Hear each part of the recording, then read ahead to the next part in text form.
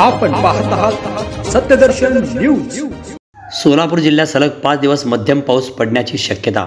राज्यात पुढील 5 दिवस नाशिकसह उत्तर महाराष्ट्रात मध्य महाराष्ट्रात मध्यम ते जोरदार, कोकणात हलका ते जोरदार तर मराठवाड्यात मध्यम पावसाचा अंदाज पुणे हवामान विभागातील निवृत्त शास्त्रज्ञ माणिकराव खोळे यांनी वर्तविला आहे।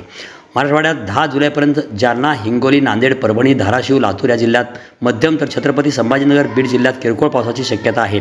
राज्यात डांगी पावसाचा जोर नंदुरबार, धुळे, जळगाव या जिल्ह्यासह नाशिकच्या पेठ, सुरगाणा, कळवण, सटाणा, मालेगाव, देवळा तालुक्यात अजूनही कायम आहे। मात्र 7 जुलैपासून तो कमी होण्याची चिन्हे आहेत, परंतु वातावरणातील इतर प्रणालीमुळे मध्यम पावसाची शक्यता आहे। पुणे, नगर, सातारा, सांगली, कोल्हापूर, सोलापूर या जिल्ह्यात तसेच नाशिक जिल्ह्यात शुक्रवारपासून मध्यम ते जोरदार पावसाची शक्यता आहे।